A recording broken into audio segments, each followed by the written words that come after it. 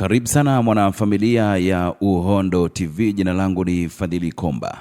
Rais wa Marekani Donald Trump ametoka tu kutoa chapisho refu la ukweli wa kijamii kuhusu shambulio la Israel kwenye uwanja wa gesi wa Pals kusini huko Irani Jumatano usiku.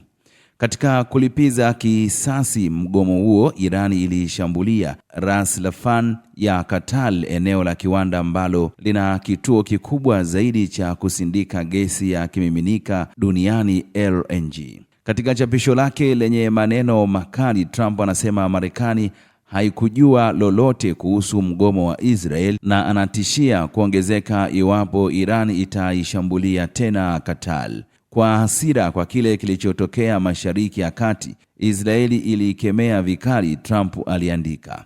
Anaendelea kusema Marekani haikujua lolote kuhusu shambulio hili mahususi na nchi ya Qatar haikuhusika kwa njia yoyote, sura au umbo, wala haikuwa na wazo lolote kwamba ingetokea. Lakini Irani haikujua hili, Trump aliandika, na kwamba mashambulizi yake ya kulipiza kisasi kwa Ras Laffan wa Qatar yalifanyika bila uhalali na sivyo haki. Aliandika katika miji mikuu kwamba Israeli haitashambulia tena uwanja wa gesi wa Pals kusini mwa Irani, isipokuwa Irani itaamua bila busara kushambulia taifa lingine lisilo na hatia ambalo katika kesi hii ilikuwa Qatar. Iwapo Irani itashambulia tena Qatar, Trump anatishia kwamba Marekani italipua kwa kiasi kikubwa eneo lote la uwanja wa gesi wa Pak kusini kwa kiasi cha nguvu na uwezo ambao Irani haijawahi kuona au kushuhudia hapo awali. Ameongeza kuwa hataki kuidhinisha kiwango hiki cha vurugu na uharibifu kwa sababu ya athari za muda mrefu kwa Iran, lakini ikiwa LNG ya Qatar itashambuliwa tena, sita kufanya hivyo. Irani yashambulia tena gesi ya Qatar licha ya onyo kali kutoka kwa Trump. Shambulizi lingine la Irani limesababisha uharibifu mkubwa katika kituo cha nishati cha Ras Laffan. Kabla ya onyo la Trump, televisheni ya taifa ya Irani iliripoti kwamba makombora yalipiga tena kiwanda cha gesi cha Qatar huko Ras Laffan.